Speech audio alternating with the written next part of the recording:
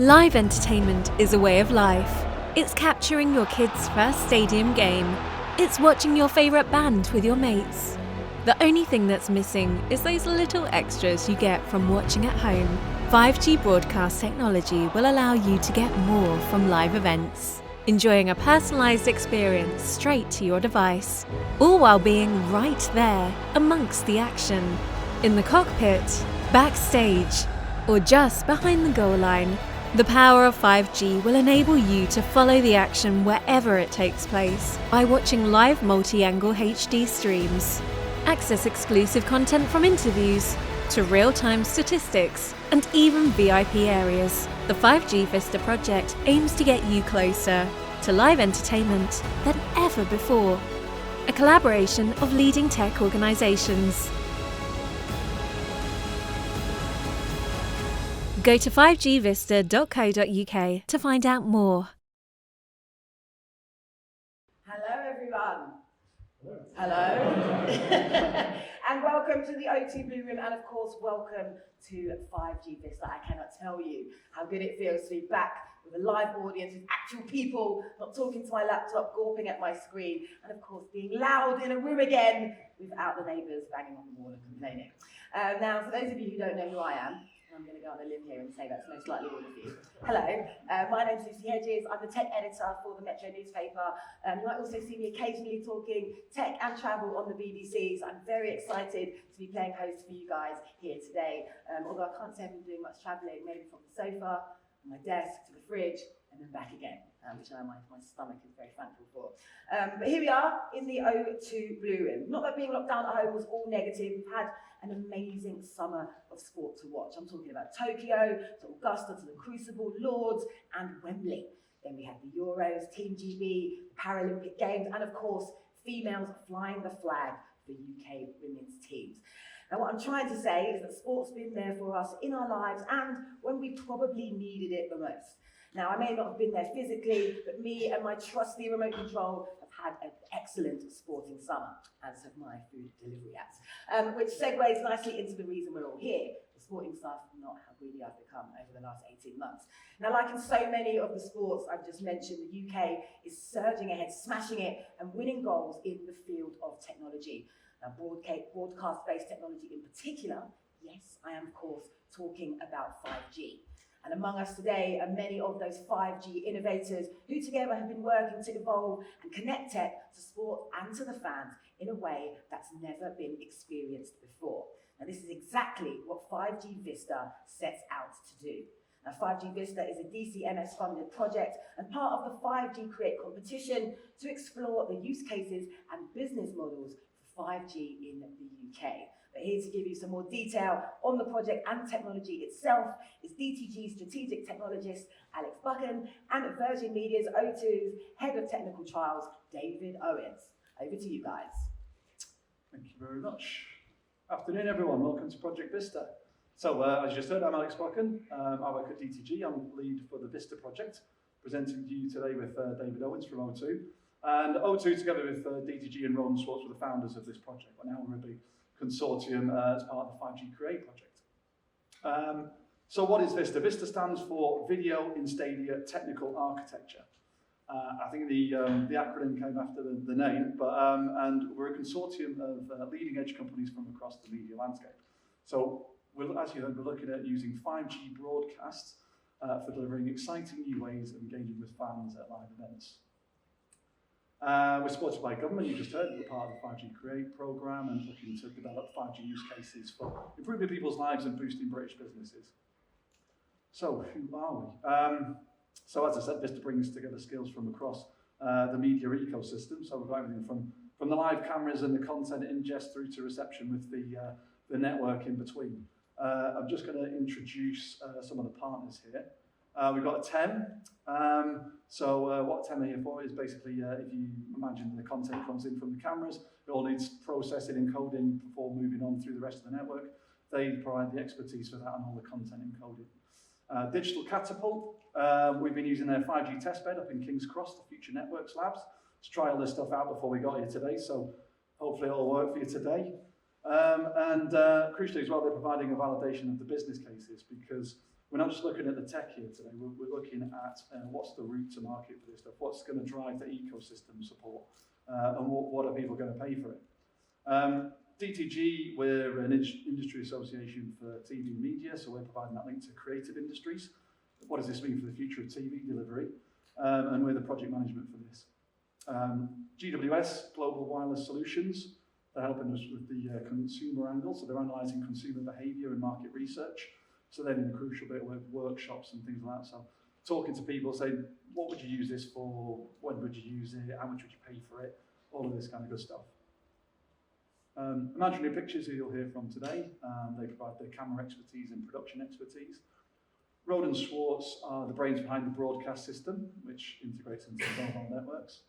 O2 are the technical lead for the project, and I guess they need no introduction. So one of the largest mobile network operators, and of course we're leveraging their mobile network for this project. Ori provide MEC solution, multi-access edge computing. So we're using that to kind of look at different deployment opportunities. Could you have this as a kind of virtualized solution somewhere, a cloud-based solution, and then smaller venues perhaps will not have specialist equipment on site all the time. And then last but not least, 5GIC, also known as 6GIC now, part of the University of Surrey. They're looking at the security of it. So how do you protect the content? And sometimes you might want conditional access on content you're broadcasting out. So that's the team. So why VISTA? Well, what's the problem we're trying to solve? So fundamentally, mobile networks work like this today, a kind of unicast solution. And that's the way mobile networks have always worked, and it is the way that 4G and 5G also works. So that means you get a piece of content, goes from point A, a transmitter, to point B, which is the user, and that's a single kind of direct line. And the upshot of that is if you've got lots of people in the same cell at the same time watching the same information, which you get at live events, then that information has to be replicated over and over and over again for everyone who wants to watch it. And then the potential problem with that is you quickly run out of capacity. And then as the capacity runs out, the quality gets scaled back. So you can see why this is a problem for kind of busy stadiums and the likes. So what we're looking at is the broadcast multicast concept. I guess nothing new in that itself, one-to-many delivery. So one transmitter will go to everyone in the stadium and they'll get that same content. So it's how TV radio is delivered today. But obviously the advantage of that is the quality is maintained. How many people want to join into that feed? It's cost effective and it can help us overcome some of this capacity problem we've got in the stadiums and venues. So that's the technical driver, more efficient use of network resources. But what's the driver for the end user? So as I said, we've been doing market research and we found that over 3 of every 4 fans, this is information from GWS, live sports and music events use their mobiles to engage with it in some level. So the mobile is part of the experience. And there's various reasons up there. And this is across different ranges of demographics, social groups, ages, it's a common theme. However, providing enough network capacity at venues to support just the kind of basics, let alone provide a premium video service over the top of it, which is what we're talking about, is a commercial challenge. If I could take an example from the US, Verizon last week announced a major deal with NFL, so a 10-year support for their stadiums. And just at one stadium alone in Tampa Bay for the Super Bowl, they spent $80 million kitting it out for enough capacity to provide video services, stats and stuff like that, as well as the kind of basic mobile traffic. So you can quickly see that's going to get expensive. And that included 281 base stations, 70 miles of fibre, and a bunch of other stuff. So if you had a broadcast solution, you could, by comparison, have 2 base stations covering the whole stadium with 700 megahertz spectrum. So you can easily see that the cost is a lot more reasonable. So 5G broadcast, we believe, is a way to overcome these capacity challenges while providing a richer experience to the fans. We can provide multi-camera views, synchronized audio. Fans get that combined live experience with a kind of tailored, enhanced armchair experience, if you like. So we believe events like this at the golf is perfect for this. It's a distributed event. You can't always see what's going on, you can't see what's going on from where you sat in the rest of the event. We've also got a demonstration coming up with motorsports, British touring cars, who we're very grateful to have here today. And again, we believe that's a really strong use case there. So if we move on to some of the use cases, We're doing a bit of work, like I said, to kind of derive a solid business case for this stuff. The project runs till the end of March next year. And at the end of that, we'll produce a report saying what's the route to market for all of this. And some of the things we're investigating as part of this is large stadium sports, so you cricket, football, rugby, that kind of stuff. And as I mentioned, you could offer multiple broadcast streams to enhance what's going on and get different views of the action. But as well as that, you've got lots of other opportunities, like synchronized commentator options. I mean, that's particularly important. Things like the cricket, everyone's always got their earpieces in, trying to find out what's going on. Advertising and sales opportunities, merchandise, relevant stadium information, improving the accessibility, making the match day experience a lot smoother. And then not to mention, you could have a direct link to, say, big screens or corporate box or something like that. So there's plenty of opportunities. And then similarly, I mentioned golf. So we're looking at large event sports, golf, motor racing, multi-event, things like Olympics. You get all of the same kind of benefits I've just explained. But and these kind of events, you can't always see what's going on everywhere. So you can keep across different parts of the action at the same time. Stadium concerts, so this is more like about music. So if you imagine you're at a music festival, there's lots of stages. You might not necessarily want to walk across the other side of the event, across loads of fields, see what's going on. You could get all these channels direct to your phone. We've always, I'm sure a lot of you have been at kind of a festival or something like that, and you can see full network coverage, but you can't access anything. With the broadcast, you'd be able to still access all these channels, see what's going on, plan your day out, or maybe sit and have a drink and just watch some of the action before you decide to move off and watch something live. And then again, you get a lot of kind of additional information about the event and so on and so forth. And then the last thing we're looking at is fan sites. So are we all familiar with everyone jumping up and down, throwing the beer around at the Euros at Trafalgar Square or whatever? You could broadcast direct to that big screen, and then the byproduct of that is that people with compatible devices could also receive that and get additional features and find out what's going on in the other games and all of that kind of stuff. And then again, there's the same kind of benefits we've explained at the other events. So who could benefit? Well, we've identified these four main stakeholders who probably need to come together to develop this as a commercial service. The venue owners, obviously they get a lot of added value for their attendees with the venue information, but ways to kind of offer them a new service, a new offering for them to entice them in. The mobile network operators, new subscriptions for their customers, new services, network services they can provide.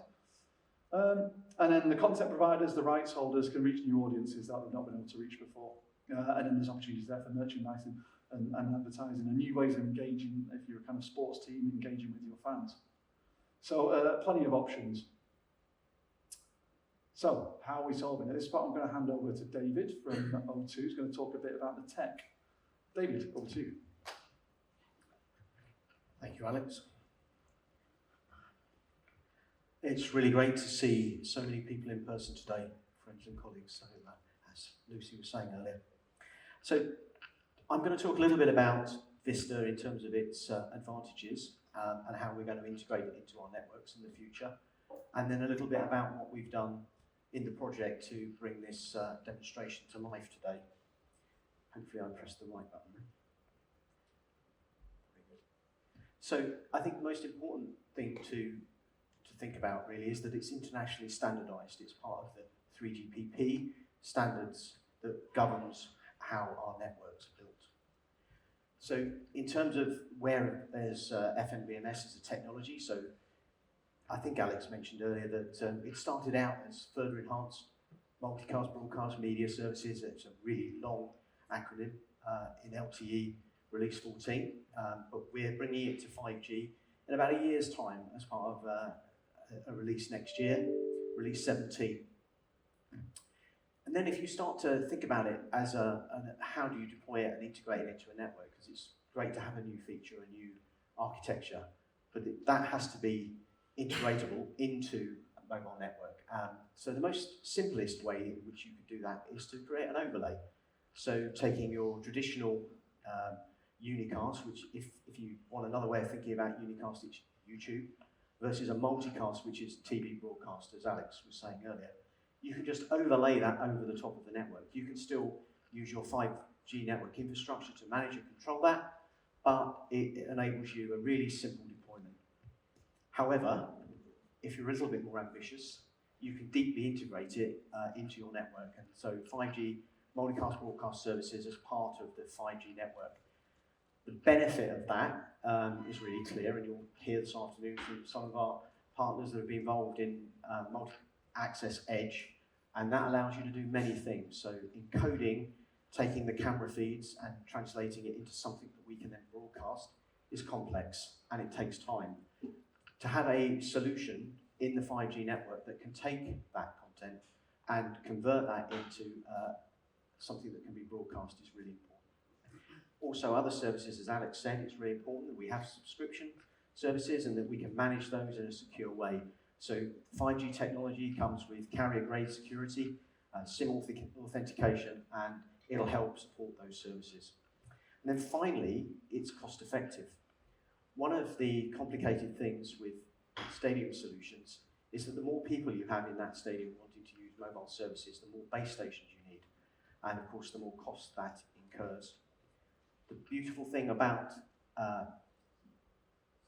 MBMS is the fact that you can put 1 or 2 antennas, additional antennas at a stadium or at a sporting event and cover the whole venue without having the problems of a capacity load that you would have if those venues were 80 or 100,000 people. There is no restriction on that limit. So it's particularly effective in stadiums, but it's also effective in distributed events as well.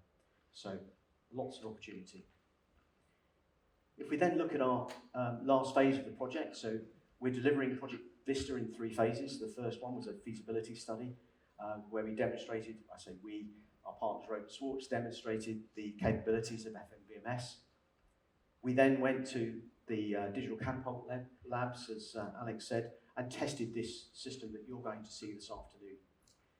The system in this last phase of the project is effectively going glass to glass, so from the camera lens all the way through to the phone or tablet at the other end.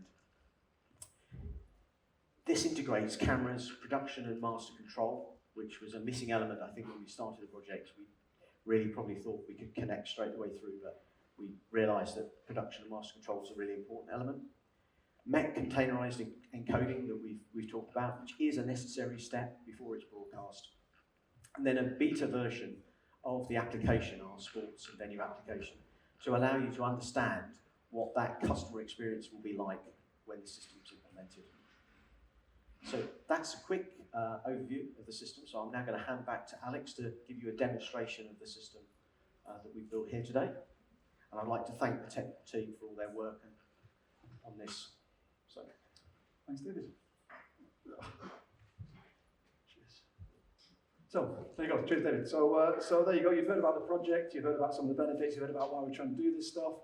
Now what we're going to do is give you a bit of a tech demo. Live tech demo, so bear with us, hopefully it'll all work, and show you some of the stuff in action. So, what we're going to do, we've got a case study with touring cars, British touring cars. Like I said, we're very grateful for them working with us today. And this app was developed by the O2 Labs team. And what we're showing here is this, imagine you're at home now, you're not watching the app, you're watching on your armchair. And you can see here, you get kind of information about the drivers, you've got the grid, you know what's going on, you've got the audio commentary, which you can hear over the top of me, and you really get a sense of what's happening with the race, the significance of it, what it means to the drivers, what it means to the season. And actually, there's a bit of a technical demonstration here as well, because this picture down on the bottom is the direct broadcast link in the bottom corner there, so let's go to a phone over there. This phone, which I've got in my hand, it gets retransmitted via Wi-Fi to here, so this is a Unipass link. So you can see here the bottom corner picture, it's perfectly smooth, the picture's running really nicely. Whereas this one, the quality's being backed off a little bit. You can see it's a bit jittery, a bit blocky. It's not quite as smooth as that one. And that's because this is a congested network and this one is a broadcast network, so the quality is maintained. And that's exactly what I was talking about before. But for now, we can still use this one to just demonstrate the purpose of the app. So as I said, you're watching at home, you get to see what's going on. And then you think, okay, next time I'm going to go and watch this in person. So I'm going to get a shared experience with like-minded individuals, and I'm going to see the sights, and I'm going to get close to the action and maybe see the cars up close and that kind of stuff. And you may get a view like this, which is great. You can see the starting lineup and the pits there. But then at some point they'll all drive off, and then you won't see them again for a little bit. And then when they come around, they might all be in a different order, or there might be less drivers, whatever. and you need to know what's going on. So the venue will put on a big screen, so you can kind of keep across what's happening. However, I'm just going to go back from there, just not quite yet. So yeah, they've got the big screen, but that's a one-size-fits-all solution, and it's extra expense for the venue, extra expense for the management and the logistics and all that kind of stuff. So with a 5G broadcast app like this, you can get all this extra information straight to the devices of the people in the crowd. And you might say, okay, I want to see the start. And then you can see, right there, the driver's on the grid there, the motor's gone off, and all looks great. And then you think, okay, I want to see what's happening on one of the drivers. So you go back and you have a look. And now you can see, okay, what's happening with this driver. He's kind of catching up with everyone. There's a bit of hustle and bustle. The argy-bargy's kind of bashing into them. So you think, what's happening behind him? What does this mean for the rest of the pack? So you take a look at another driver and so on and so forth. And you can see this is just an illustration of the kind of opportunities that it could provide. If it was a fully fledged commercial service, bear in mind this is a demo app, fully fledged commercial service, you could have all sorts of channels on there, all sorts of different views, backward facing cameras around the track, lots of different audio options and synchronized commentary. So there's plenty of opportunities. And then not to mention just the video and audio, obviously the stats play a big part in any live event. So you could put a stats channel on there you go. And then you can find out, okay, what order are they in? You might be able to see them, you can see they're on the other side of the track. And now you can find out where they are and what's the running order. And stats are obviously integral to any live event. I mean, you saw the tennis at the weekend, amazing match. How many times did it play out the stats of what's going on? How many unforced errors, first serves won, backhands won, second serves, speeds and all this kind of stuff. It really adds to the context of what's happening at the live event. So we see this has got great opportunities, not just for motorsport. Motorsport is a great example, but for many different sports, many different events, music events, live events. And it adds value to the venue owner, the rights holders, the content owners, and the mobile operators. But more importantly, the user gets a great experience. They get that live experience combined with the armchair experience I was telling you about at the start, the best of both worlds. So that's what the user would see. If you just go off this for a sec, we've got a live camera running.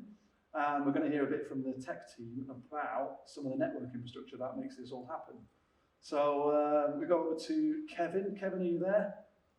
Like I think so, yes. Eurovision. We can't see you on the screen just yet. There he is.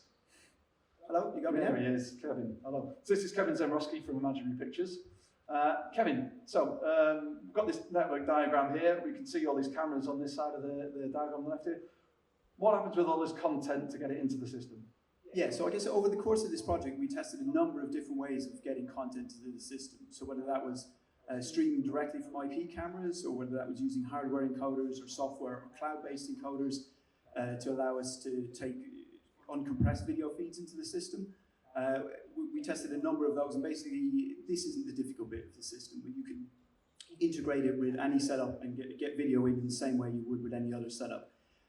What the end result of that means is that if you want to install your own bespoke camera system in a venue and leave it there, that will definitely work. Or if you wanted to integrate with an existing production or an outside broadcast unit, that will also work. And in terms of managing the content, you could have the whole thing running on a cloud server where you've no human interaction, or if you have an event like the touring cars where you want to curate the content you're seeing, or you might want to hide particular elements that you don't want the audience to see, you can have a mixer and a setup like this in between where you've got a person operating and choosing what the audience see. Perfect, thanks Kevin. So we've got the content in, and then we move on to this bit we've got a mech here. So how do you then encode it, process it, get it ready for onward distribution? Yeah, so I guess in the early stages of the project we were working with, we were looking at things like just taking direct IP feeds from cameras, or we also had a Thames software version. Sorry, we had a Thames software on some generic hardware. But the real innovation in this project was having the mech and having a containerized version of a Thames encoding software on the cloud, on Ori's cloud. Yeah, that was pretty much how the encoding worked. Yeah, great. So with that kind of containerized solution, you could have potentially a kind of generic version of things at various events and smaller venues around the country. So thanks for that, Kevin. So that is the we've got to this stage of the process now, and then we go on to the broadcast network, and we've got Roland Swartz here to talk about this with Paul Ramsden. So Paul, are you there?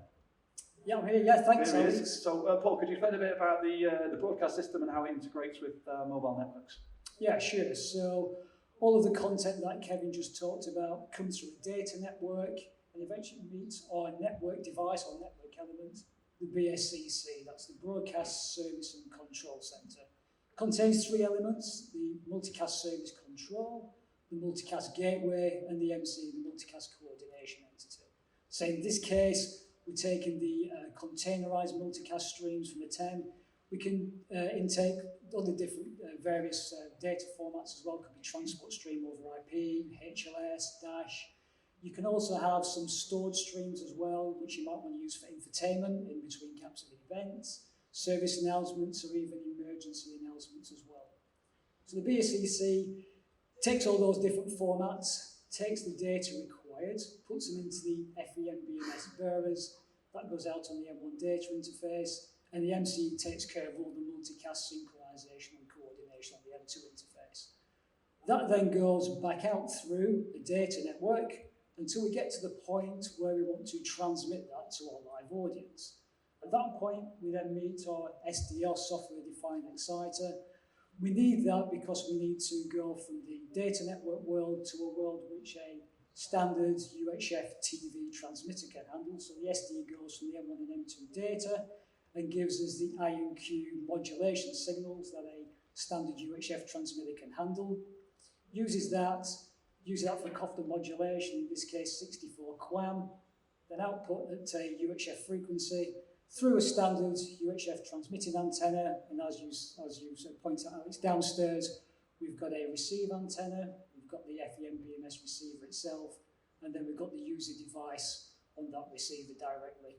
RF-wise, you can see on the spectrum analyzer we're using an O2 frequency. It's the top part of band 5 UHF, which is cleared recently for 5G use. We're using a 5 megahertz bandwidth today for the data streams that we need. You can use other bandwidths as well, just depends what your application is. And effectively, that's how we go from the glass of the camera to the glass of the user device. Perfect. Thank you, Kevin. So there you have it. We're transmitting live from UHF 700 megahertz down to here and onto our devices by the broadcast network. So there you've heard that this broadcast solution is flexible, it can suit many different types of venues, it's cost effective, it's efficient, and more importantly, it provides great opportunities for the end user. So that concludes our technical demonstration. I hope you found it informative, and I'm going to hand back to Lucy to continue with the panel session. Thank you very much. Thank you. And what a fantastic technical demonstration. It's so good to be able to see the potential of this technology. And not only that, they get an understanding of the technology that's driving this forward as well. And as you've just seen, 5G VISTA really does get you closer to the action. You know, at large-scale events like rugby internationals, motorsports, cricket matches, and golf, 5G broadcast technology will empower a deeper and more immersive fan experience. You know, I'm talking about enabling the delivery of multi-angle video replays and stats, as we've just seen, so there'll be no more missing those unmissable moments that your mates are seeing while they're plumped on their backsides at home while watching the TV on the sofa. Now, 5G VISTA really is setting the possibilities that every event goer has ever dreamed of. Streaming pre-game, halftime, and post-match analysis on demand, plus updates of the games taking place around the country, improving the in-stadium experience for those with disabilities. And now imagine being at a large motor track with an up-close view of the starting corner. You know, the sound, the atmosphere, but you're not going to see everything. As Alex explained, you know, the overtaking, the positioning. So 5G broadcast technology will turn on your second pair of eyes and ears. So imagine having synchronized audio that can customize to follow a particular drive, for example. Or if you're at a golf course, you could simultaneously be at every single hole. And I think of the Olympics with 5G. I think that would have been pretty mind-blowing stuff, right? But it's not just a game changer for sport, as we've just heard. 5G broadcast will also enhance the live concert-going experience. That'll be pretty awesome. Or the festival-going experience. You can access multi-stage streaming and exclusive content to fill those wait times in between acts. So maybe you can't be bothered to walk from one stage to the other. You know, this could be you benefiting as 5G ramps up the endless possibilities wherever you are. From fan zones to blue rooms to VIP experiences, the features that this technology could enable The features that this technology could enable will mean you'll get so much more closer to the action. And ultimately, what this means is more content through more channels and ultimately more exhilaration. So, on that exciting note, let's welcome to the stage our lovely panellists who will be exploring the technology, the challenges, and why the arrival of 5G VISTA will kick off a whole new ballgame. So please welcome to the stage Kieran Duran, Rob Searle, Sam Bridges, and James Wilson.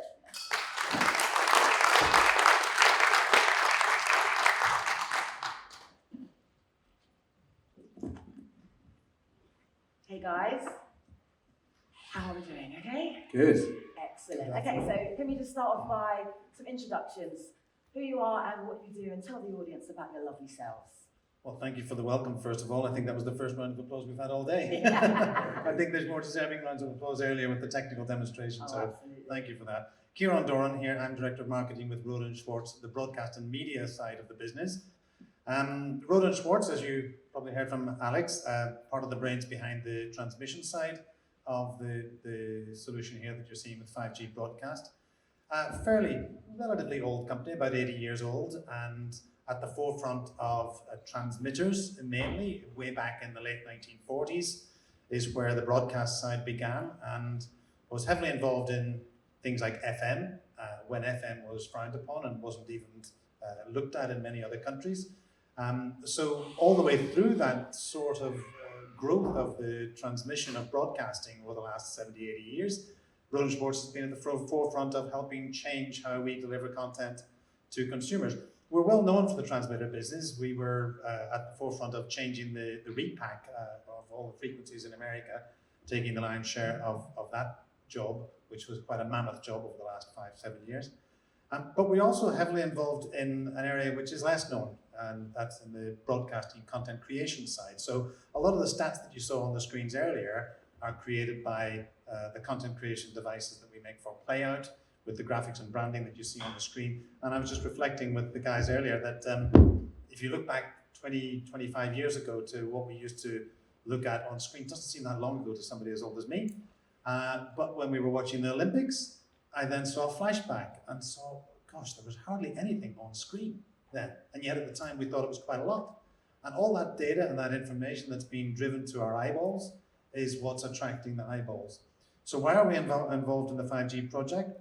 Well, again, pushing more boundaries, pushing better ways to deliver content to eyeballs, because eyeballs drive advertisers, they drive subscribers, they drive money, and that's what drives events and broadcasting. There's also the whole idea, the whole concept of solving a problem, whilst at the same time creating an opportunity. Solving the problem of offloading the data from the cellular networks to creating new ways in which content can be delivered, as was shown earlier, that gives a better quality, a higher quality. We're all getting used to watching better quality at home, and we now want it on the train or on the move. And that's the problem solving. The opportunity that we get is for more revenues for us, more revenues for content creators, more revenues for the events and for the event stadiums and the places where those are being held. So that's why we're involved, because it's an all-round problem, an all-round opportunity, and it requires an all-round ecosystem, I believe, for the whole thing to succeed. How's that for an intro, guys? Rob, how about you? Yeah, follow that. Yeah. Yeah, and I'm on the end as well, so I'm really worried. That was your first round of applause today, was it? I think that was my first round of applause all year. I've been stuck in the house. So, my name's Rob Searle. I work for O2. I'm the head of 5G, which is a fantastically exciting role, and it's a pleasure to be here talking to you about this, which is super exciting as well. So I'm responsible for the rollout of 5G for O2, and I also have the great pleasure of running our technical trials team with my esteemed colleague, David Owens, who gave you the technical overview. And this is just one of the things that we're doing at O2 within that test and trials, and it's all about innovation, really.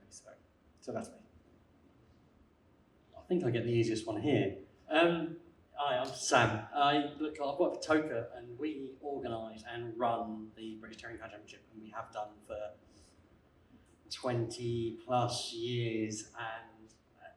And our benefit from this is helping our friends at O2, and seeing the commercial benefits and the fan engagement and the added value it gives our spectators at the circuit. You know, we did 18 months without one, and we don't want to do that again. And the more we can reward them for turning up and get them to come and stand on a bank in the British summer for 8 hours on a Sunday and give their hard-earned pennies to come and watch 32 idiots drive around and crash into each other is the least we can do for them. Hello everybody, my name is James Wilson, I'm the Commercial Director of Cloudbase. We're one of a handful of outside broadcast facilities providers with a technical partner to ITV Sport. And like many other broadcasters, have done a terrific job in enhancing sports coverage to the viewers at home over the last 20 years. We also service British Superbikes for Motorsport Vision and Eurosport, Goodwood Festival of Speed, Revival and Members Meeting, and British Speedway for St Media and Eurosport, as well as football for Sky and boxing for Sky, and many other political strands and events like Radio 1 Big Weekend and other music events. So this very much excited us because we see it as a great opportunity to effectively level up the terrific job the broadcasters have done to bringing action, music, arts and sport to people at home, to the experience that the attendees have got on site. And the father of a 9-year-old and a 14-year-old, dragging youngsters out, a generation that are used to engagement on devices, especially excites me because if we can enhance the spectator experience for a multitude of events, I feel it's going to effectively support the non-sort of Premier League, big hitting ball sports and enhance things like, you know, 3-day events, you know, the Chatsworths, the Burleys, whether it be hill climbs in motorsport or it could be Shinty in Scotland, because a lot of the venues that we go to have got very poor connectivity. So the idea of a multicast, and a simple multicast that's able to feed into, as Sam quite rightly put, 40,000 people stood on a bank at Croft-on-Tees with maybe 2G quiver on their phones, but very little other connectivity, is very exciting. I think it also brings the opportunity for the broadcasters to have very much more of a presence on site, because currently you're at home, you're engaged with the brand, whether it be ITV or Sky or whoever. But when you're on site, the only sign of the host broadcaster is maybe a logo on a big screen. And we found that we're generating a lot more local content, which we pump into social media. And this is a great opportunity for the fans that are on site not to miss out. Thank you for those wonderful intros. You did a much better job than I could have done, so I'm very glad I gave you guys the honour of doing that. Now, I think it's fair to say that, you know, our audience today has been wowed by this first look, you know, the unboxing of 5G VISTA technology and all that it will enable, right? Yeah. I know, I'm pretty impressed. We've seen its potential to redefine the live event experience for fans and audiences by putting them more in the moment than ever before. So, to you, our panel of 5G and sporting world experts, is VISTA about to change the way we enjoy live music and sports forever? So I'm going to dive straight in with the first question. This is for Kieran and Rob. Could you briefly outline your involvement in the project and tell us what excites you most about it? I'm going to go to you first, Rob, because I think Kieran touched on that first last time, in his intro. Yeah. It's going to be dark soon. So, first of all, you said exciting. I think this is really exciting. I was blown away by that presentation. Genuinely, I've not seen it before, and it really did bring it to life. And I've never been sitting at the O2 to introduce a trial before either, so that's pretty exciting as well. So yeah, I think there is excitement in the air around this one. And you know, for me, my role is 5G, so you know, I find the whole 5G technology, I'll hesitate to call it a revolution, but certainly an evolution, is very, very exciting. And our job as an MNO, a mobile network operator, is to find ways to exploit that capability, and that capability that is absolutely incredible across a number of dimensions, 5G, and exploit it in a way that adds value to our us as a mobile network operator, and adds value to the people here that I'm sitting with, and adds value to me and you as consumers of live and sporting events. And working with O2, you know, we've got a rich heritage in live events, so it's something that's very, very close to us. So, you know, for us, it addresses a technical challenge. We heard the technical challenge up there, which is capacity in stadiums for live events. I think, Alex, you said it's not very good. It's brilliant, but it's really difficult and it's expensive. So, you know, this is a way to find a different way of providing that capacity and that content to stadiums that are packed to the rafters. So from a technology point of view, it kind of ticks the box. But also what you saw and what you heard was that from a consumer perspective, it just catapults the experience that you can have in a live event and bring things to you that you know, possibly you could have imagined it, but maybe not thought was possible. So ticks the technical box, ticks the consumer experience box and enriches our customers' life. Tick, that's 2 box ticks. That's exciting for me. That's as good as it gets. Well, it is exciting. You know, what we're talking about ultimately here is a project that's going to reinvent the sporting event experience and create new opportunities through technology. So that's not enough to get excited about. I don't know what is. Kieran, do you want to add your 2 pennies? There's not much more I can add to that. In terms of excitement, we look at the consumer side, and personally, as a consumer, I'm a little bit less interested in the stadium side of things. I tend not to go to too many stadiums, but I go to events, and the British Touring Car event may not be my exact thing, but I connect with cycling and cycling outdoors in larger events. So when you start thinking about the opportunities here for delivering content to events which might be in a specific location but aren't in a stadium or in an outdoor environment which is less well connected, as James mentioned, then it starts to add a huge opportunity for content creators and broadcasters and the likes to be able to deliver something a lot more interesting to the people who go to the event. Because it goes back to one of the questions from me, is it worth getting off my sofa when I can get a better experience on the sofa than I can getting into the car and traipsing through the wet and the mud to get to an event?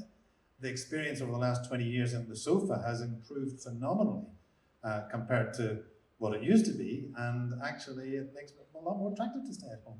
So that sort of thing excites me, the ability to get a better experience at an outdoor event is huge.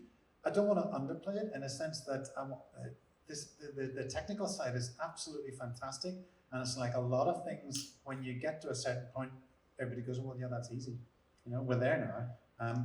In some ways, the technical and technology side of it that was demonstrated just now, fantastic to have got to this point. And now that we're at this point, we realize, actually, this is possible.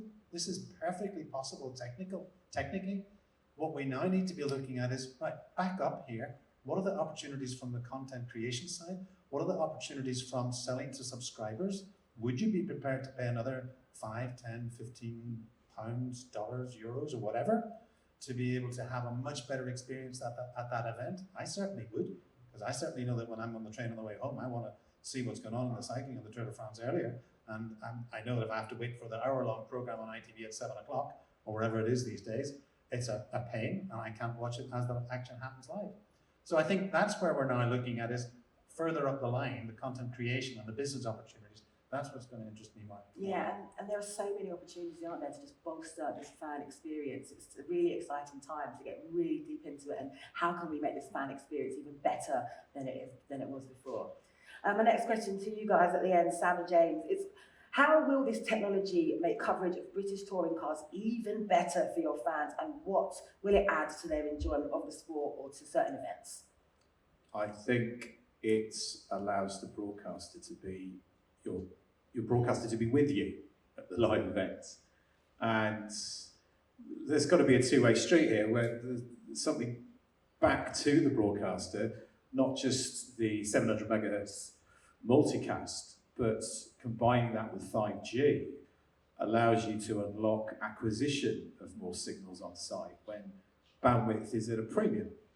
So, for instance, harvesting more onboard footage, which isn't necessarily used instantly on the broadcast, but effectively goes into a localized cloud So on many events, Gran Turismo events we've spun on board angles and driver-facing shots into Amazon Web Service and turned them around and effectively vision mix them in the cloud and brought down what was relevant. But it means that we can develop, in cooperation with the telcos, to a scenario where not only do we push more content out to the spectators locally, which allows the broadcasters to say, look, the ABC One metric, 85% of touring cars viewers are in that demographic, very different demographic on other motorsports and other sports entirely. But effectively, you can capture the audience when they choose to be on site. And this is the die-hard audience. So you want to capture them when they're on site, not just the highlight show. So it's a commercial discussion. We're really the nuts and bolts behind it, but there is a huge amount of footage on any live event that's acquired and simply doesn't get into the live cut. Might get into the highlight show, but 36 channels of EVS server on a motor race and a director that isn't looking at one ball in the middle of the pitch. They're looking at 32 fast-moving balls around a very large site. And so this content is there. Actually, if 5G can add more into that content, and that content can be harvested and turned around to people on site, on 6 pips and Eclipse channel, that's a growing playlist. And then you've got the scenario where there's the campsite, rather than a campfire and a radio and a caravan or a tent. It allows the spectators to go back on an evening, on a Saturday night after quali, and see relevant action. Previously, we've developed Facebook Live for championships and got that out. But there's a lot of content that is created on site which is easy to watch when you've got on connectivity. And this band, it is a golden opportunity to unlock it. And it really shouldn't be squandered, because as we know, radio frequencies do tend to get allocated in proportion to certain projects. And I feel that this is one which should definitely be grabbed. I think the example of having to have 250 base stations at a large football match compared to 2 antennas, that let's bear in mind that the topography of, just the 1 antenna principle, or 2 antennas, being able to pretty much roll up in a trailer to venues that only have a large-scale public event once a year, means that mass infrastructure doesn't have to be put in. It doesn't have to just apply to an Old Trafford or a Wembley.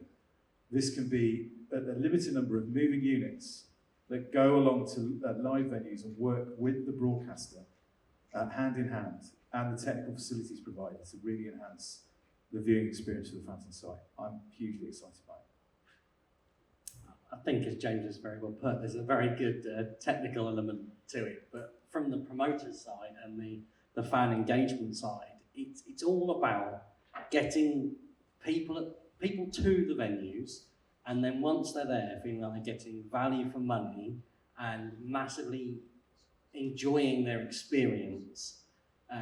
We're sat in a building that's all about experience, and you need to take the experience of sitting at home and transport that into their pockets so they can sit in or stand in their tent under an umbrella, sitting on the grass bank, and just feel like they're part of the action and have a control and say about what they're watching, and they don't feel like they're missing out, because we're about to go to we've just come from the fastest venue in the UK of What's the Footage you saw earlier, and there is only viewing at a third of it, because it's a classic British venue of an airfield, and there's only viewing of a third of it. There's only 2 TV screens, and if you can transport the experience for sat around somewhere where you can't watch what's going on the screen, but you can still see what's happening at the far side of the circuit, or in Kieran's case, the other end of France, or on the 18th hole, or an Olympics at another venue. You go from being able to entertain people at home and at the venue, and then capture the kids. I mean, James has said earlier. For me, it's a generational thing. I personally am rather impatient, and actually sat in a queue, and it does happen, queue of cars getting into a motor racing circuit, Now, you may have the people in the front seat of the car who are willing to wait with the radio on. The little people in the back seat of the car get rather impatient. So at that point, you're within range of effectively this Project VISTA transmitter, and you could actually start the fan experience on the way into the circuit. You can paint the picture of what routes into the circuit are busy. This could be something that your QR code or the link to this app appears when you book the tickets online. And once you're in there, you know, your experience can be more effectively managed. Yeah. And I think there's a safety angle to this as well, because if things change, you need to get important messages out to people. At large-scale events, this is really important. We mentioned, so it was very much that we had a discussion, it was a sort of Disney queue thing, wasn't it? And actually, very successful organisations make queuing something which is part of the experience. And actually, this can while away time on a Sunday morning when there's what they call a church break at 2 of the domestic venues because of local noise abatement. So the racing doesn't start till 11:30. And at other venues, the racing starts at 9:30, but then there's a 1-hour lunch break. Now at that point, all the 6 channels can flip from being live streams during live races to multiple channels of individual content, which can pander to the sort of tribal instincts of the fans. So a BMW fan can watch an interview with Colin Turkington on one channel, and then they can watch an interview with Ash Sutton on another. And all this content's created, and I think it will give the broadcasters massive kudos to be able to actually show the strength of their arm, which is very strong, but in a sense where it actually hits the people on site. That's what it's about, isn't it? It's about bringing that added value, increasing customer value and the viewing experience, and obviously doing that combined with 5G VISTA, you know, there's an opportunity to create some really good onboard content, right? Okay, so do fans and consumers, this is for you guys as well, do fans and consumers really want to spend time on their phones second screening while they're watching a live event? I think that's a very important question. I think the answer to that one is yes, because we all do it. Yeah. I think we're all equally as guilty of popping out the phone when there's a lull in it. And especially at venues, as we just touched on, that you can't see what's going on all the time. Sometimes there is no action in front of you because they are just playing follow the leader rather than racing. And there are gaps in the play. We've got, so for the guys that don't know here, is a touring car Sunday consists of 3 25-minute races plus 5 other championships that are spread across the day. So we've got Porsche races and mini races, and they fill in the gaps in the day. But there are still gaps between those events. So it gives you a mechanism to, as James said, entertain your children all day, the people with the less who are less willing to wait, and it keeps them engaged. And the more engagement you can get, the longer they're there. The longer they're there, the longer the venue are happy because they're spending money on food, drink, merchandise. And like you said, fans want to feel like they're getting more out of the experience, like they're getting something from actually physically being there. It's been our philosophy from day one that is we're open, we're not Formula One, we don't ban them from going to the paddock, they can get access to everything. So it's all about giving them the access to everything they want to do that is getting to things, feeling like they're getting something special. And if you can give it on their phone as a starter, and as James says, they spend hours filming interviews in the back of a garage that on a Monday morning you click on YouTube and you go, well, there was a dozen interviews that I never saw all weekend. And the broadcasters do a brilliant job of turning that around, and the content is a deal between the broadcaster and the promoter. And you know, I can talk about the nuts and bolts all day from a sort of technical development and yes, side you of could. it, but it is largely up to them to pick this up. I mean, we're just saying these are the possibilities, now pick it up. For me, there's a sort of growing FOMO thing, the fear of missing out.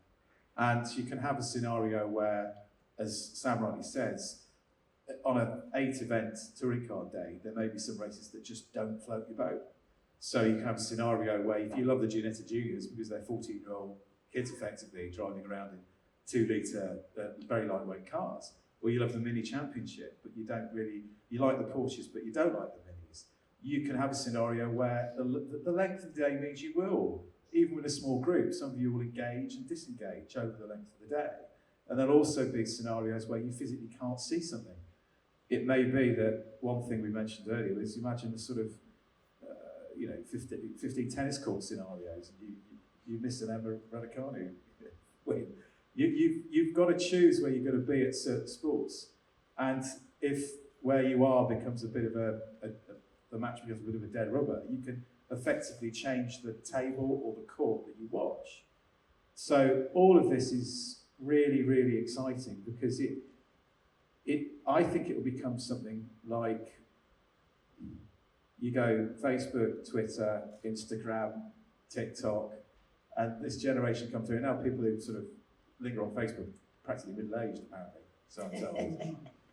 But I think this is going to become one of those have things. And I think the benefits are going to be huge in supporting, especially domestic, grassroots, wide geography events where you just can't see all the action from one place. Yeah. And I think being able to kind of customize or tailor your experience is going to be the difference between having a good day or having a really great day, you know what I mean? Because you're picking the content that you want to see to complement what you're doing during the day, right? Kieran, my next question is for you. What are the challenges for delivering this service from a technical and logistical point of view? I think I'll leave the deep technical stuff to my colleagues, because as you can see from my title here, I know enough technical information to be a little bit dangerous with it. The technical side, you can see, is there. It's taken a number of years to get there, but we're there. The challenge now is, as I mentioned earlier, working out the business case and the technical deployment for that business case. James mentioned it earlier. High power, high tower is the phrase we use, rather than low power, low towers, multiple towers. And the benefit of that is that you can reach an awful lot of users in one hit, effectively.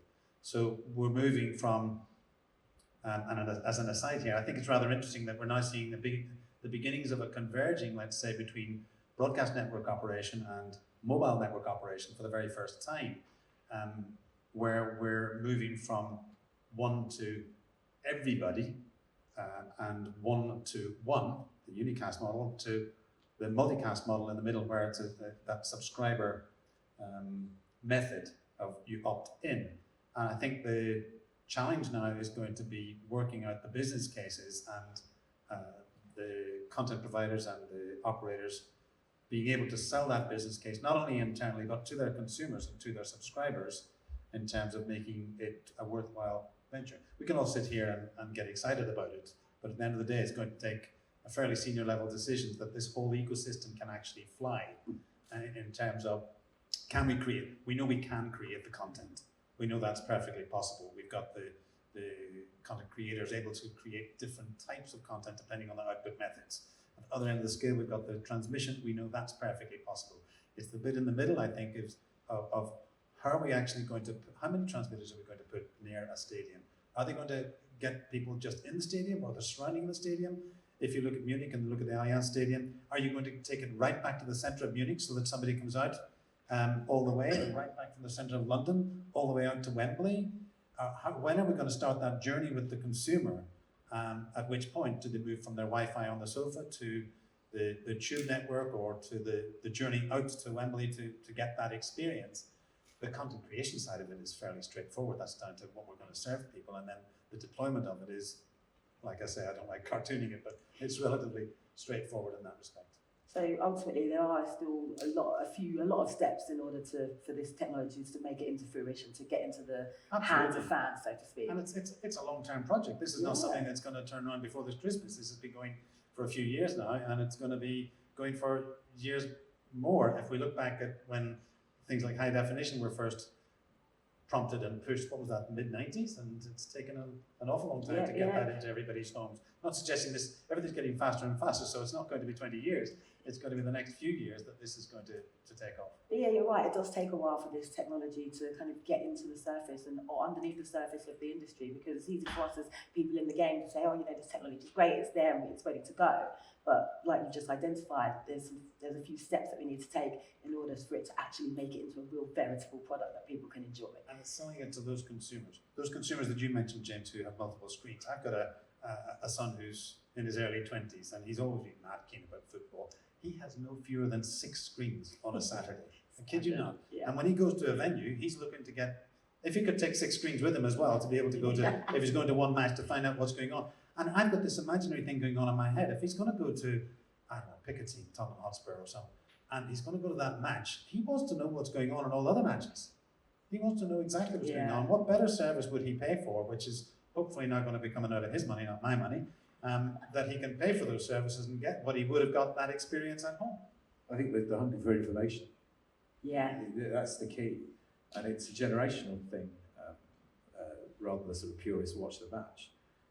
Especially with motorsport and anything that involves racing, always needs timing. So there are several timings providers, the predominant one in the UK, there's the British Superbikes, British Touring Cars and other racing events, it's TSL timing.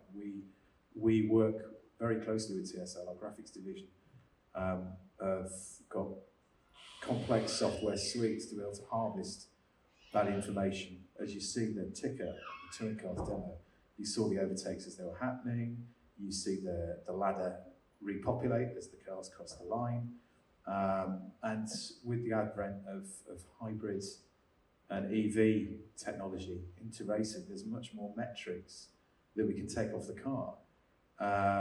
And this will very much light that up, but also, rather than just seeing something distant on a big screen, being able to actually send stats, all the timings from British Motor Racing meetings available on the TSL website. So you can actually currently run a laptop at home on the arm of your sofa while watching a linear channel. But all that information you see on the timings website is transferred to graphics, ladders, lower thirds.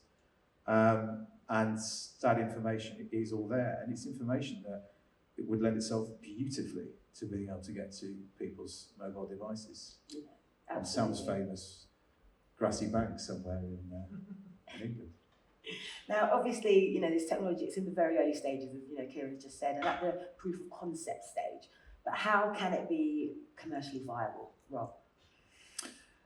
Great question. But you know, the answer is probably somewhere in the question, that we are still at proof of concept stage, so let's not get ahead of ourselves too much. Yeah. But you know, that's one of the challenges for us as a mobile network operator with 5G is kind of how do we innovate to find the real value behind 5G? Because as I said earlier, you know, the capability is huge. The things it can do are a real step change in kind of mobile services.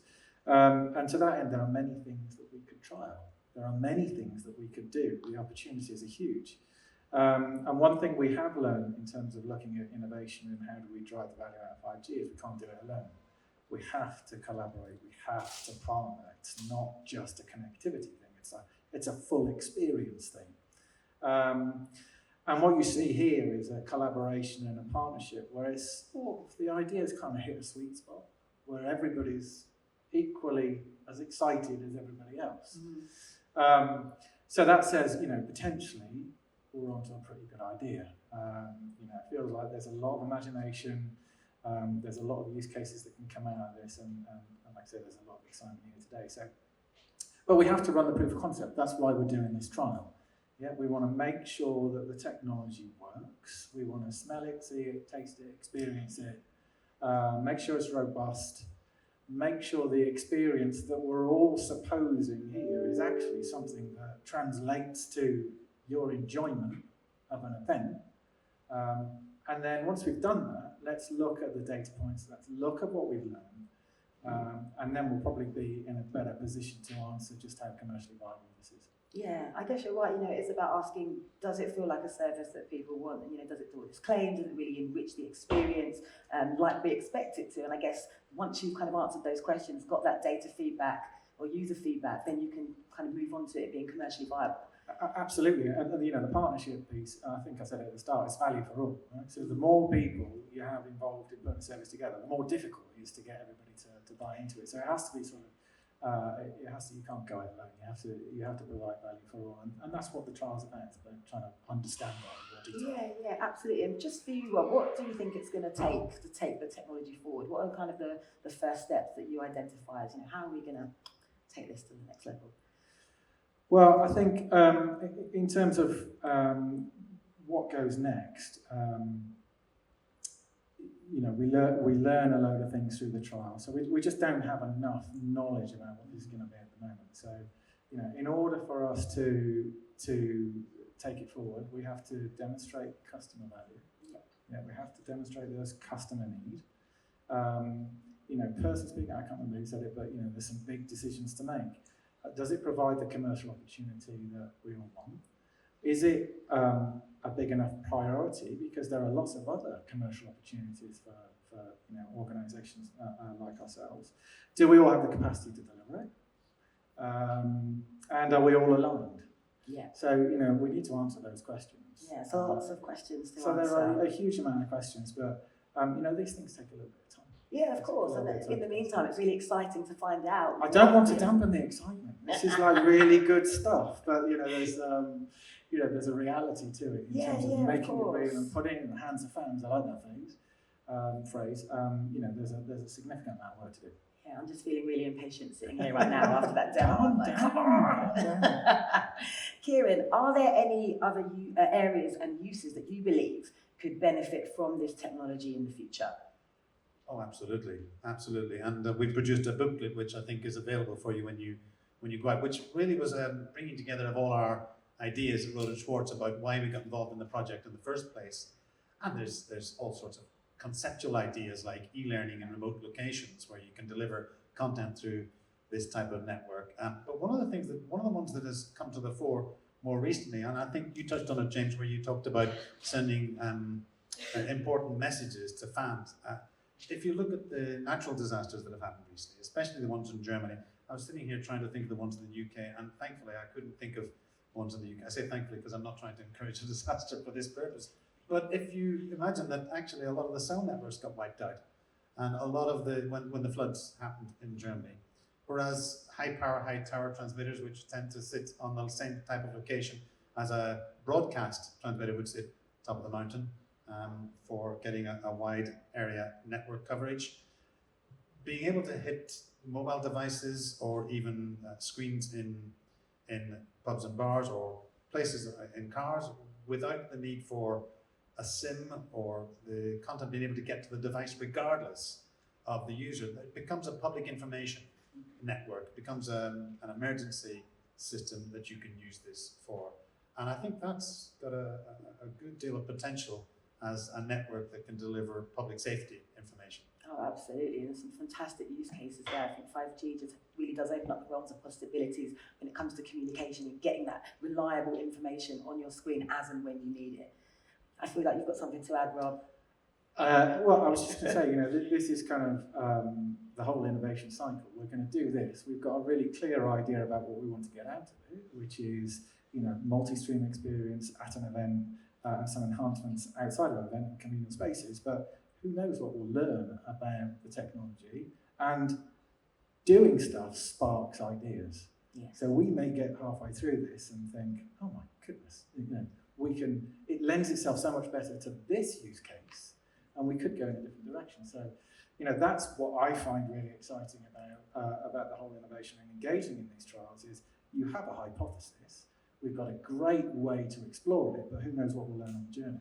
Yeah, absolutely. And this is a question for all of you, so don't jump in all at once.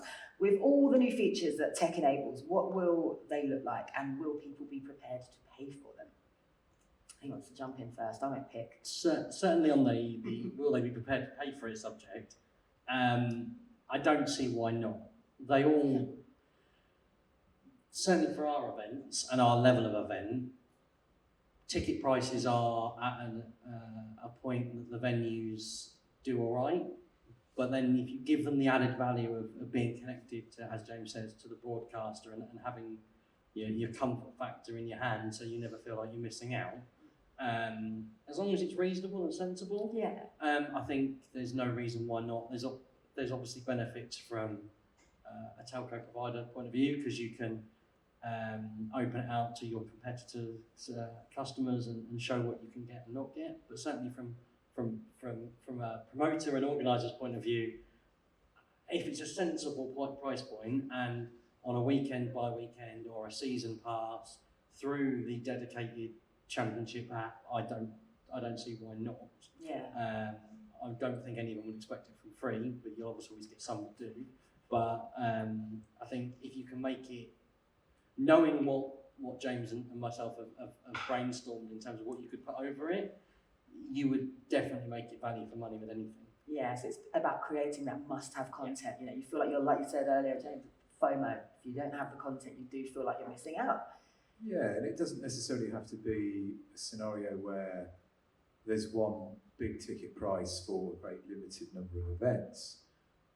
If you get through an R&D stage, I think one of the reasons, you know, we love servicing motorsport because it's technically challenging. And domestic motorsport, you haven't got 2 weeks of setup periods and hundreds of millions of pounds.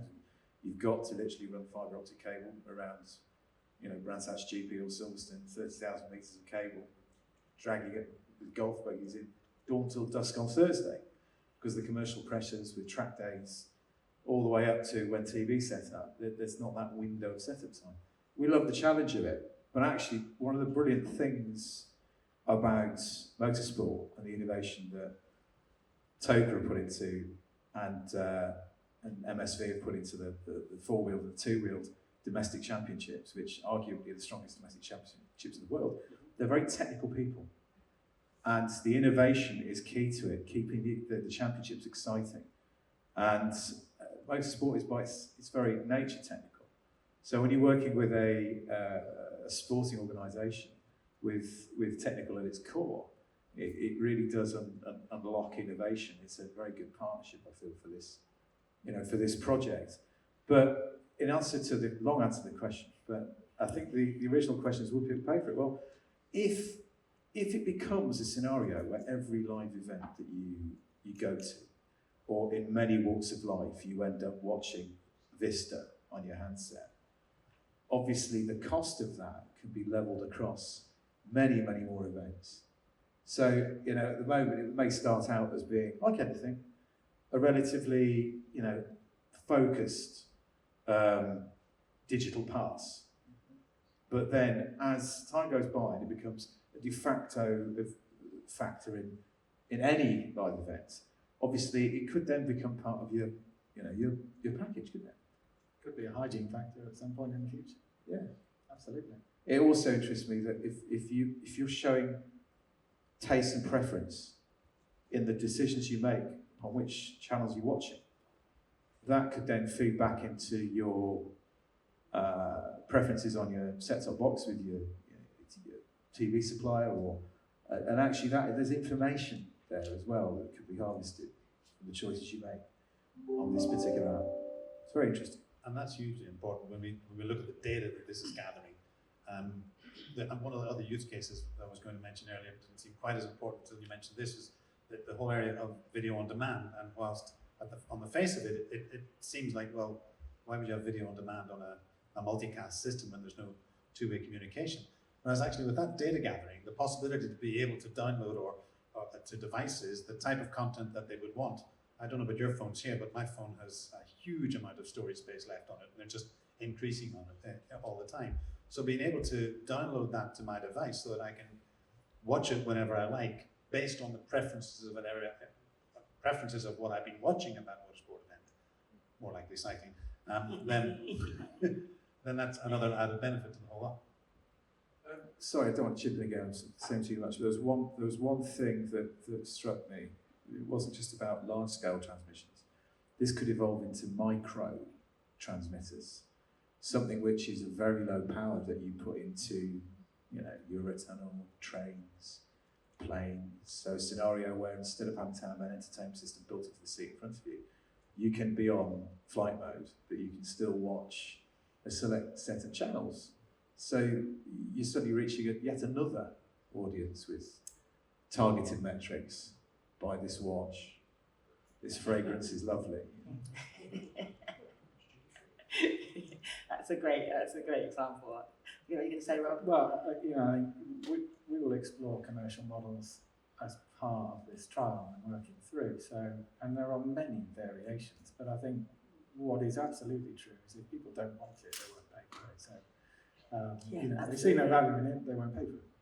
So, you know, no pressure. We kind of got to get this right and make sure it appeals, and then you look at the commercial models. But Oh, I have a feeling who's till the end have had a lot of time to think about the type of content so that they could be feeding into visitors.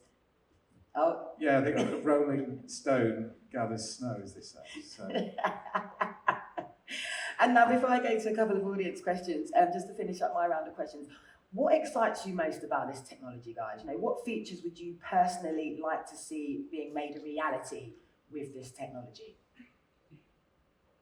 Well, I'm going to go first.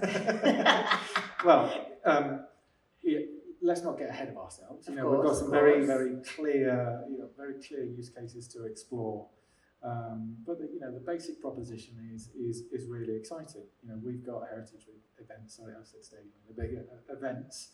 And if we can enhance that customer experience in events and really catapult it using this technology, that is, that's just great. Because I love live events, so I'm just being selfish, I'll get a huge benefit out of that. So that's really exciting. But I think, some of the ideas that have come while we've been discussing, there's a green angle to this for us. If we can deliver capacity more efficiently, we've got a carbon neutral pledge. That takes us a long way to do that, and we take it very, very seriously. So that's a huge opportunity.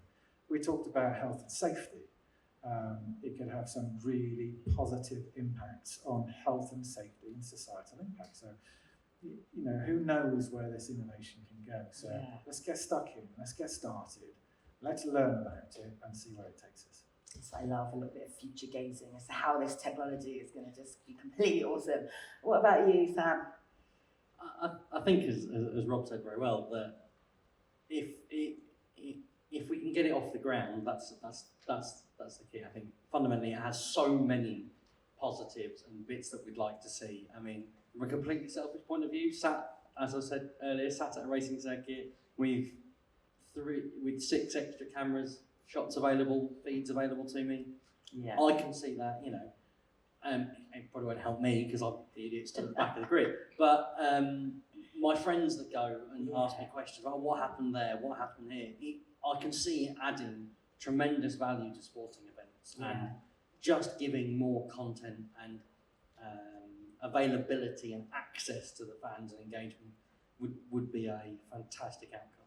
Yeah, just giving fans a reason to have more control over ownership over their content. Yeah, it's always about keeping them engaged. Yeah.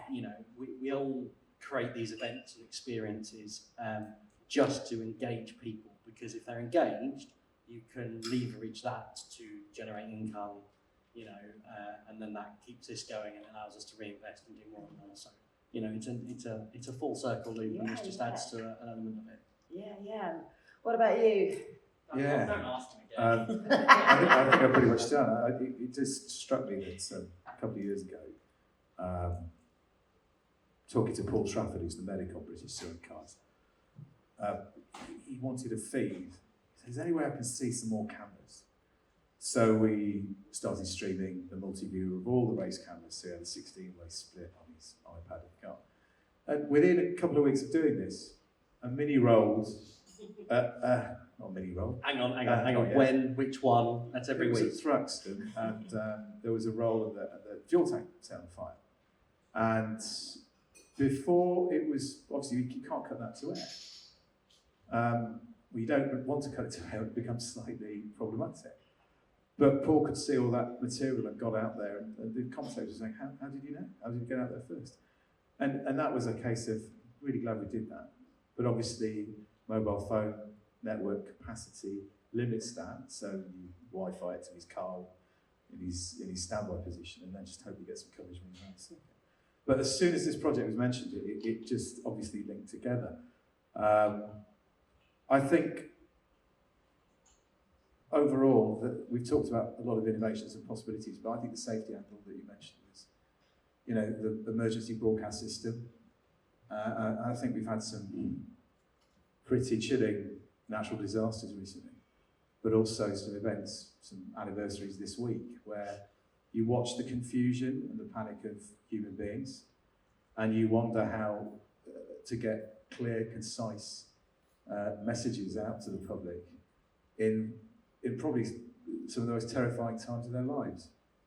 And I think it's chilling, but I think it has essential value. especially with climate change and what seems to be happening more and more.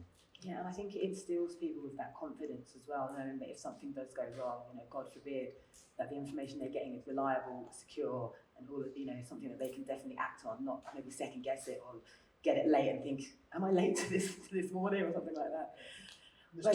There's two sides to that, because there's the other side, which is, with the 5G broadcast, you can send the content to everybody for get the heck out of here or what to do instructions. But on the less radical side of that, I want to go to an event where there might be 80,000 people at Wembley and I can still make a phone call, or I can still send data, I can still find my family. At the moment, it just is so overloaded. So with 5G broadcast, being able to take a lot of the content and put it into the 5G broadcast network to free up the cell network, that's the sort of thing I'm looking forward to. Yeah. So lots of things to get excited about when it comes to this technology. Okay, so I've got a couple of questions from the audience. I'm going to fire away at you now. So why now? FEMBMS has been around for a while. So what's unique about 5G and FEMBMS? Don't say that fast 5 times. That makes it a best use case for today. Kieran, that's for you. Ask me the technical one. I thought isn't it easier just to say 3GBP? What is it? Future evolving, multicast, multimedia, multicast broadcast. It just rolls off the tongue. It does, absolutely. Why now? Well, why not? It's not actually been around that long. What was released 14 was 2 years ago, David? Yeah, we started trials in 2007. Oh, right. Yes, so with an earlier version, and the speeds were really small. So The big change is going to large screens, and release 14 is certainly helping with the transmission. And release 16 only out last year, and 17, as you said, is coming out next year. So 16, the big change there was being able to deliver content to devices at speed, so on mobile. So that makes things an awful lot different. It changes the game quite a bit. I think there's always a time, like I mentioned earlier about high definition, mid-90s to late 90s, it wasn't quite right, was it? But 10, 12 years later, or around the mid part of the first decade, it picked up again. I think there comes a point where the stars align. And I think the stars are aligning, as you can see from the people on this type of trial. Rohde & Schwarz is involved in around 20 trials around the world. And there's quite a lot of momentum picking up with this now. So I think the time is right. Yeah, and it's a fantastic combination of technology that's really going to help drive this project forward and hopefully make it into the real world one day.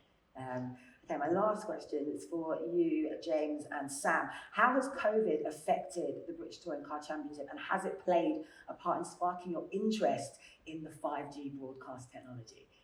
I think, as I touched on earlier, we did.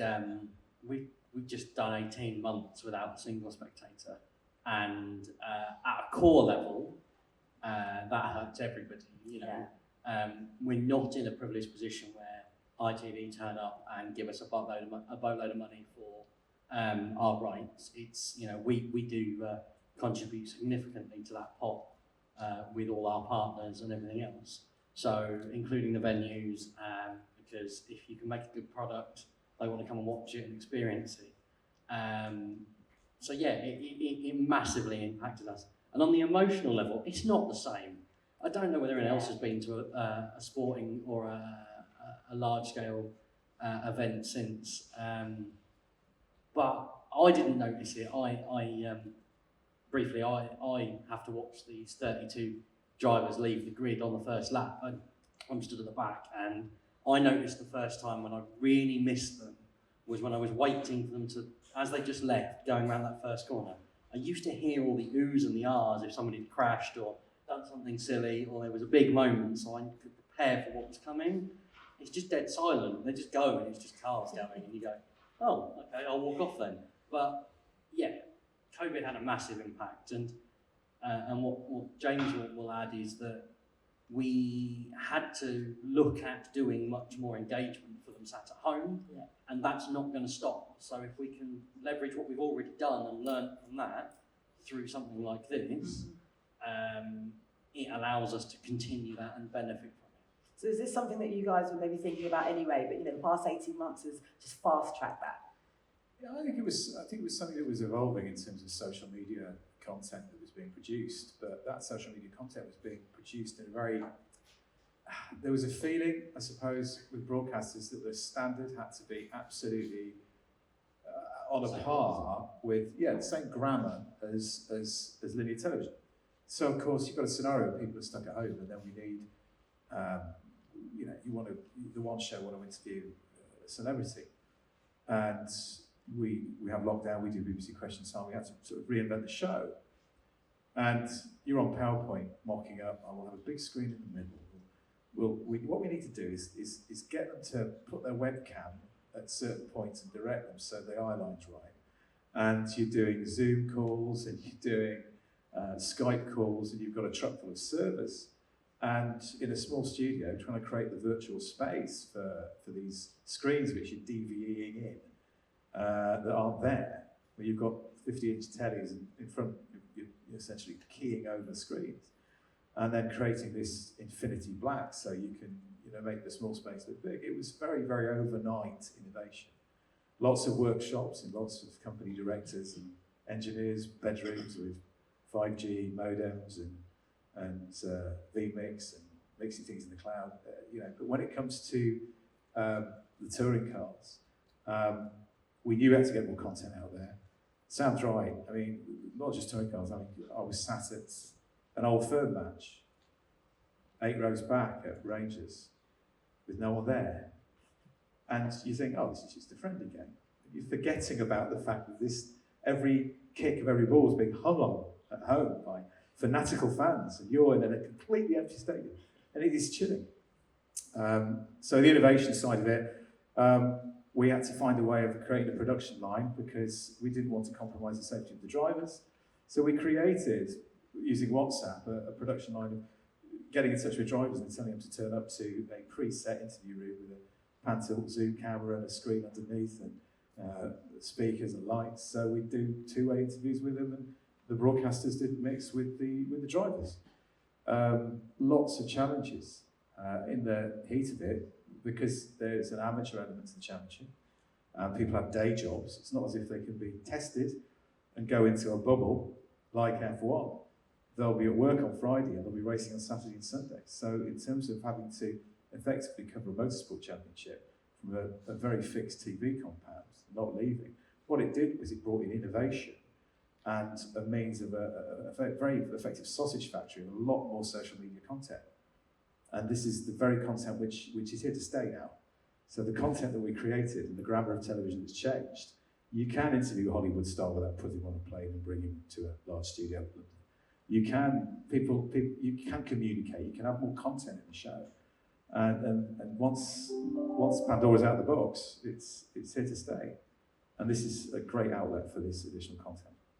And I think that is a fantastic sentiment, a fantastic note to end this panel discussion on. So to summarise, exciting and exhilarating changes are incoming for the fan experience, with large venues, rights holders and content owners in the driving seat when it comes to unlocking the potential of 5G. I'd like to thank my excellent panel speakers, Kieran, Rob, Sam and James.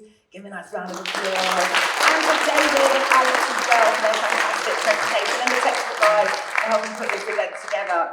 And thanks to you guys for coming down and joining us today. Of course, we are now out of time, but if you do have some questions, please stay around for networking. And if you'd like to ask our experts more, please see Georgie, that's this lovely lady over here, and she'll arrange that for you. I really hope you've had an enjoyable and insightful afternoon. I know I have. Thank you once again. Thank you once again for attending 5G VISTA Live. Enjoy the rest of your afternoon.